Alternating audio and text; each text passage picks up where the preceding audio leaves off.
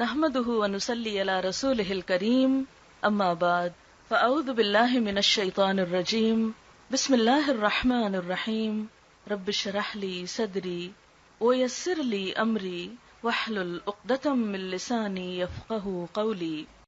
پھر اسی طرح اللہ سبحانہ وتعالیٰ کی صفات الحی القیوم کا ذکر ہے، یہ بھی بہت زبردست صفات ہیں، اور ان میں اللہ سبحانہ وتعالیٰ کا اسم اعظم ہے جس کو پڑھنے سے دعائیں قبول ہوتی ہیں۔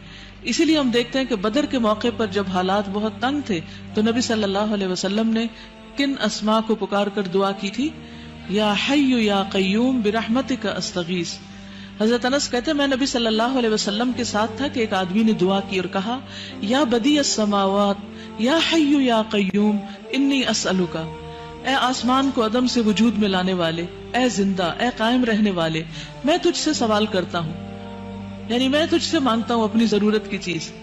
تو آپ نے فرمایا کیا تمہیں معلوم ہے کہ اس نے کس چیز کے ساتھ دعا کی؟ قسم اس کی جس کے ہاتھ میں میری جان ہے، اس نے اللہ کو اس نام کے ساتھ پکارا ہے کہ جب اس نام کے ساتھ اللہ کو پکارا جاتا ہے تو وہ دعا قبول کرتا ہے۔ تو آپ چاہتے ہیں کہ آپ کی دعائیں قبول ہوں تو یہ تینوں نام اپنے ریمائنڈرز میں لکھ لیجئے۔ جب بھی آپ چاہیں کہ آپ کی دعا قبول ہو تو پہلے اللہ تعالیٰ کو ان ناموں سے پکارے اور پھر دعا مانگیں۔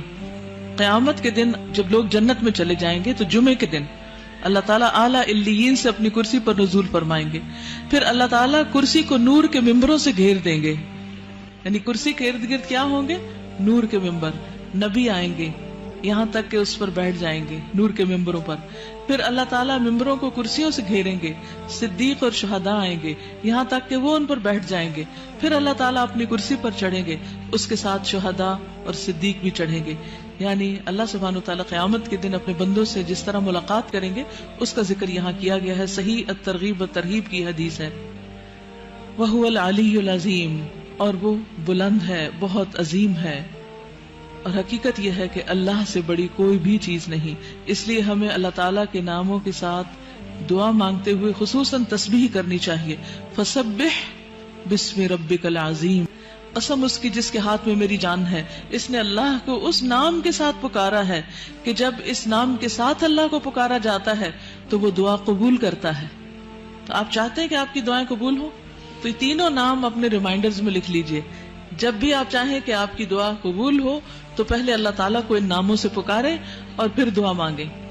یا حی یا قیوم برحمتک استغیث، یا حی یا قیوم برحمتک استغیث، یا حی یا قیوم برحمتک استغیث، یا حی یا قیوم برحمتک استغیث۔ وآخر دعوانا ان الحمد للہ رب العالمین۔ سبحانک اللہم و بحمدک نشہد ان لا الہ الا انت نستغفرک و نتوب الیک، نستغفرک و نتوب الیک۔